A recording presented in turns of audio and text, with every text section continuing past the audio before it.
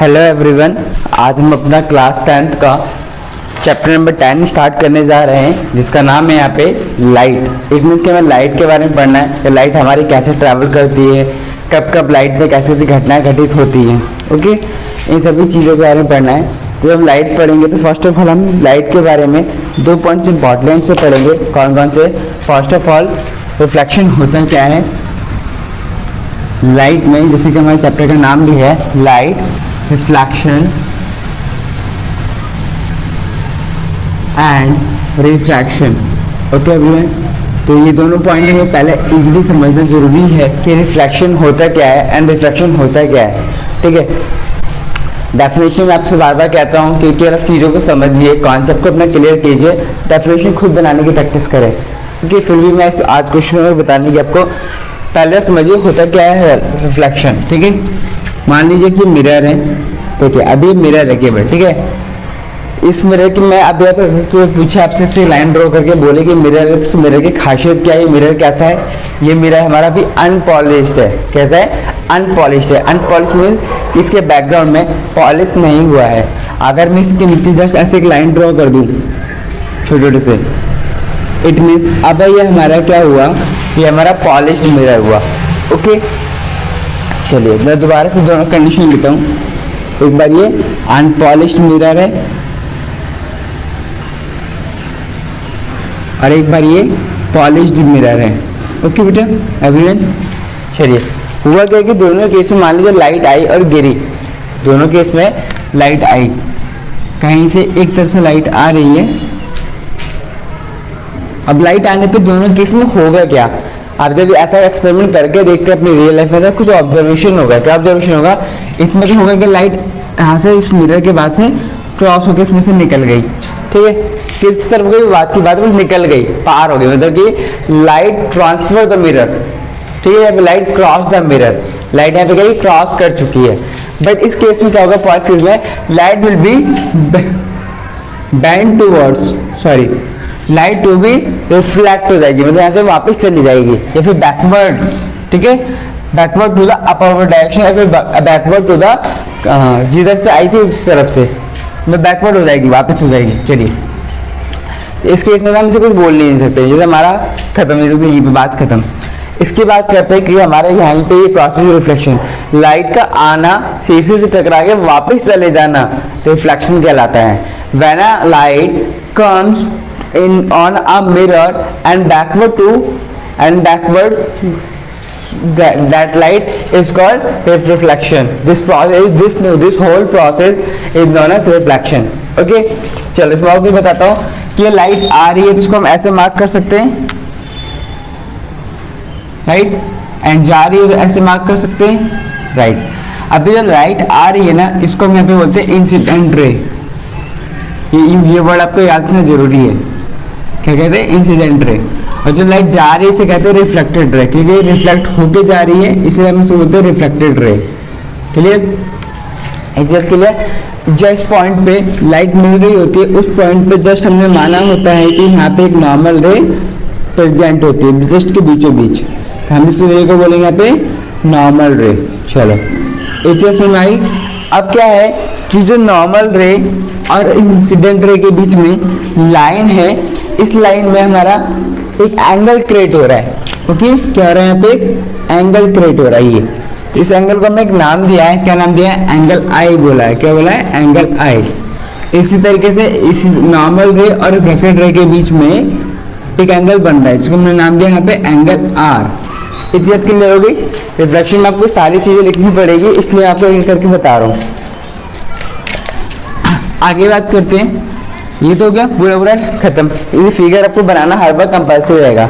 अब से क्वेश्चन किया जाएगा, what is reflection? The reflection is a phenomena in which incident ray fall on a polished mirror, ध्यान रखना पॉलिश्ड मिरर, एंड बैकवर्ड और reflected, that this whole process known as reflection. Then आपसे पूछा जाएगा state the law of reflection, law reflection के law बताने। तो reflection के लॉ क्या है? फर्स्ट ऑफ ऑल मैं शॉर्ट में बता रहा हूँ। फर्स्ट पॉइंट है यहाँ पे कि incident ray, reflected ray and normal रे, all three rays are meet at a same point on a plain polished mirror।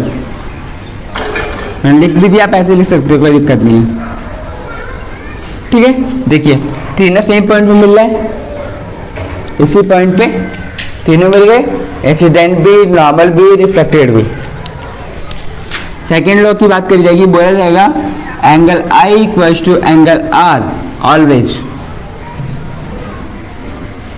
हमेशा एंगल I एंगल R के बराबर ही होगा, ये बात हमेशा ध्यान रखना। इतना हुआ हमारा यहाँ पे रिफ्लेक्शन। क्लियर? किसी को कोई प्रॉब्लम कि रिफ्लेक्शन क्या होता है? इतनी चीज आपको लिखनी है और कुछ नहीं करना है। चलिए नेक्स्ट बात करते हैं रिफ्रैक्शन के बारे में। उसके बाद एक मैं बेटा 2 वीडियो बनाऊंगा, अभी फिलहाल इस टॉपिक में तो बहुत सारे वीडियोस बनेगी आई थिंक, बट मैं इसमें 2 वीडियोस कैसे बनाऊंगा। पहले वीडियो में आपको रिफ्लेक्शन और रिफ्रैक्शन ही केवल मिलेगा, दूसरी वीडियो में हम मिरर और लेंस के बारे में डिस्कशन करेंगे कि मिरर लेंस होते कौन कौन से, उनकी प्रॉपर्टी क्या क्या होती है। ठीक है, और हो सके तो उनका हम यूजेस भी उसमें डिस्कशन करेंगे। ठीक है, आगे बात करते हैं रिफ्रैक्शन। होता क्या है रिफ्रैक्शन? मान लिया कि हमारे पास ये ग्लास स्लैब है। ग्लास स्लैब क्या होता है? एक रेक्टेंगुलर ग्लास, एक रेक्टेंगुलर ग्लास। जैसे एग्जांपल के लिए बॉक्स है मेरे पास, जैसे बॉक्स दिखाई दे रहा है आपको, सेम इसी तरीके से आपका ये ग्लास स्लैब होता है, मतलब कांच का बना होगा, ऐसे बोला ग्लास स्लैब। आप सभी के लैब में आपको मिल जाएगा, आप इसको यूज करके भी देखेंगे। चलिए आगे बढ़े। ग्लास स्लैब में तो ग्लास स्लैब है तो देखिए कहीं से पॉलिश नहीं है, उस केस में क्या था पॉलिश था, तो डिफरेंस यहीं पर आके बनेगा। तो हमने जो ग्लास स्लैब का डायग्राम लिया है, कुछ और थोड़ा बड़ा ले सकते हैं या फिर ये भी चलेगा, थोड़ा सा इसी को बड़ा कर लेते हैं और थोड़ा सा अच्छा कर लेते हैं ग्लास स्लैब की तरह से। और तिरछा हो गया ये, मैं इसे रफ कर रहा हूँ, फिर बना रहा हूँ। देखिए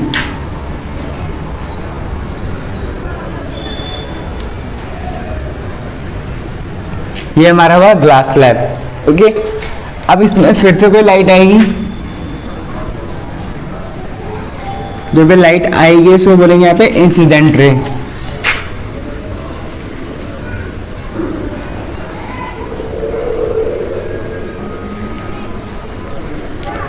ठीक है, अब उससे पहले एक और कंडीशन समझते हैं कि लाइट आ रही। ठीक है, यहाँ पे तो कंडीशन है, देखो ये एक अलग कंडीशन है, ये एक अलग कंडीशन है, ये फिर एक अलग कंडीशन है, ये और ये कंडीशन तो सेम है बट ये एक अलग कंडीशन है।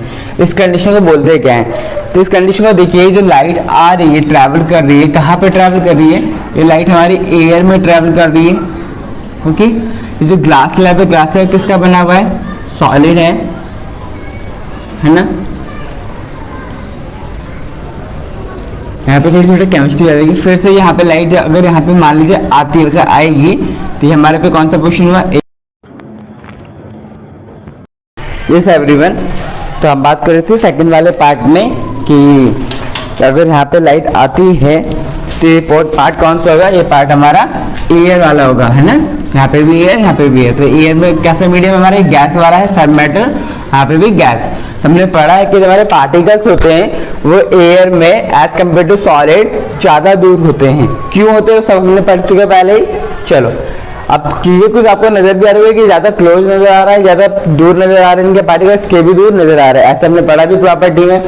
अब फिजिक्स के अकॉर्डिंग जब ये पार्टिकल्स आपस में दूर होते हैं तो इनको हम बोलते हैं यहाँ पे रेयर। कैसा मीडियम है ये? रेयर। ओके, और जब पार्टिकल्स आपस में बहुत ज्यादा क्लोज रहेंगे इनको बोलेंगे डेंसर मीडियम। ओके, अगेन ये वाला फिर से क्या हो जाएगा हमारे पास? Rare medium. कोई प्रॉब्लम यहाँ तक किसी को? चलो, फिजिक्स भी आ गई, केमिस्ट्री भी आ गई, तभी मिलके बनेगा भी साइंस। थोड़ी देर में बायोलॉजी भी लाएंगे इसमें। चलो, इतनी बात क्लियर कि माना कि एक लाइट आई, इंसिडेंट हुई, और इस मिरर के पॉइंट पे, ये भी एक प्रकार से एक मिरर है, मिरर की बनी हुई चीज है, ग्लास स्लैब एक ग्लास का ही बना हुआ है। तब मैं यहाँ पे मिरर बोलना फिर ग्लास स्लैब के पॉइंट पर आके ग्लास स्लैब के सरफेस पे आके टकराई। चलो अब क्या होगा, बैकवर्ड जाएगा या अंदर जाएगा या जिधर से आया उधर चला जाएगा। होगा यहाँ पे बेटा कि ट्रांसफर हो जाएगा। क्यों ट्रांसफर होगा, इसका मेन रीजन ये है कि ग्लास स्लैब का ये जो सरफेस है ये हमारा क्या पेंटेड नहीं है। ठीक है, मैं आपको अगेन ड्रॉ कर सकता हूँ। अगर यहाँ पे देखा जाए तो ये हमारा क्या है, ये वाली पॉइंट सरफेस जो है पेंटेड नहीं है। ठीक है, चलिए आगे बढ़ते हैं। अगर ये पेंटेड नहीं है तो क्या होगा, लाइट हमारी ट्रांसफर हो जाएगी। अभी पीछे मिरर वाले केस आपको बताया था ना, एक पॉलिश के केस में, चलो वही चीज है। जब ट्रांसफर हो जाएगी तो इस केस में अब क्या होगा, ठीक है। एक सेकेंड बेटा वेट करो, 1 सेकेंड, मैं आपको बताता हूँ दोबारा से करेंगे।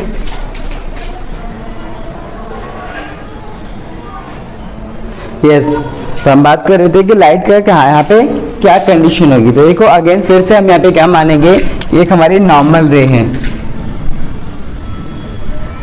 है ना, जैसे कि लाइट के केस में था ये नॉर्मल रे जो कि जस्ट के टच करते हुए होगी। क्लियर। अब इस केस में क्या होगा कि लाइट जब रेयर से डेंसर के अंदर एंटर कर रही है, यहाँ पे रेयर मीडियम था, अब ये डेंसर के अंदर एंटर करेगी, तो इस केस में क्या होगा, जब लाइट एंटर करेगी क्रॉस करेगी तो इस लाइट के क्लोज होते हुए, इस नॉर्मल रे के क्लोज होते हुए निकलेगी। क्लियर। इट मीन्स हम यहाँ पे बोलेंगे कि when light travel from a rare medium to denser its towards the normal, towards the normal मतलब नॉर्मल की तरफ झुकेगी, झुक रही है, नजर आ रहा होगा आपको। जैसे कि रियल में इसको देखो कहाँ जाना चाहिए था, अगर इसको आप स्केल लेकर चलेंगे ड्रॉ करेंगे तो आई थिंक ये लगभग देखिए इसको जैसे इस तरह के मीडियम से आए तो लगभग उसको यहाँ पे आना चाहिए था, मगर यहाँ पे ना आके आप देखोगे नॉर्मल की तरफ आ गई, राइट। एक्चुअल में उसको यहाँ पे आना चाहिए था, बट ये नॉर्मल वाली लाइन की तरफ आ गई। क्यों, रेयर से डेंसर मीडियम आने में वो टुवर्ड्स हो जाती है। इतनी बात क्लियर। अब आगे बात करते हैं। अब अगेन फिर से लाइट क्या है, सरफेस से फिर टकराएगी, ये सरफेस भी हमारा क्या है, पॉलिश नहीं है, तो इस केस में क्या होगा, ये फिर से क्रॉस करेगी। ये फिर से क्रॉस करेगी तो यहाँ पे फिर से एक नॉर्मल रे कंडीशन बनेगी। जब नॉर्मल रे की कंडीशन बनेगी तो इस केस में क्या होगा, इस बार ये नॉर्मल लाइन से दूर जाते हुए नजर आएगी। क्लियर। देखो दोबारा समझ लो कॉन्सेप्ट को कि रेयर से डेंसर आने पे नॉर्मल लाइन के पास हो जाएगी, और जब डेंसर से रेयर में जाएगी तो नॉर्मल लाइन से दूर हो जाएगी। इतनी बात क्लियर। इसका एक शॉर्टकट ट्रिक मैंने बनाया है इसको याद करने के लिए कि लाइट क्या होगी, RDT होगी यहाँ पे। ठीक है, RDT मतलब rare to denser towards, towards मतलब की तरफ, तो किसकी तरफ की हम बात कर रहे हैं यहाँ पे, नॉर्मल रे की तरफ। दूसरा बनाना चाहते हो तो लिख सकते हो DRA, मतलब डेंसर से रेयर जाने पे अवे हो जाएगी किसके, नॉर्मल रे के। क्लियर। इतनी बात। अब अगेन फिर से देखिए, आपको कुछ चीजें बताता हूं।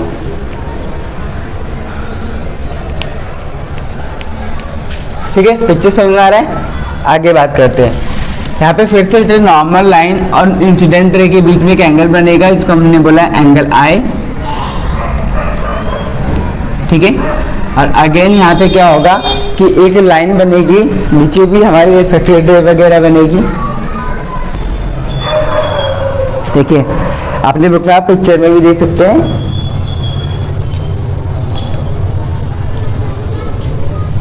चलिए देखिए, तो ये जब इंसिडेंट हुई तो इसी का रिफ्लेक्ट ये हुआ है, तो यहाँ पे भी एक नया एंगल बनेगा।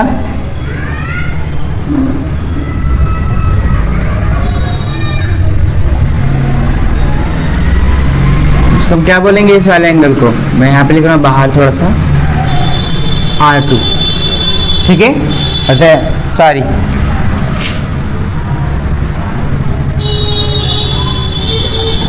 Angle R1। ठीक है, इसको हम बोलेंगे एंगल I1। ठीक है, तो प्रॉब्लम किसी को एंगल I1 एंगल R1, मतलब पहली लाइन आई, पहले इंसिडेंट रे आई, उसका इंसिडेंट रे 1 का एंगल एंड उसका पहला रे आया उसका रिफ्लेक्टेड का पहला, ऐसा कि बेटा पहला सेकंड लिखेंगे कि 2 बार यहाँ पे इंसिडेंट और रिफ्लेक्टेड होगी। फिर अभी लाइट इस पे इंसिडेंट हो रही है इस वाले सरफेस पे, तो इस वाले एंगल्स को हम यहाँ पे बोलेंगे फिर से कुछ, पहले बात कंप्लीट करो, मैं इसे नॉर्मल लाइन को कंप्लीट कर लूँ। देखिए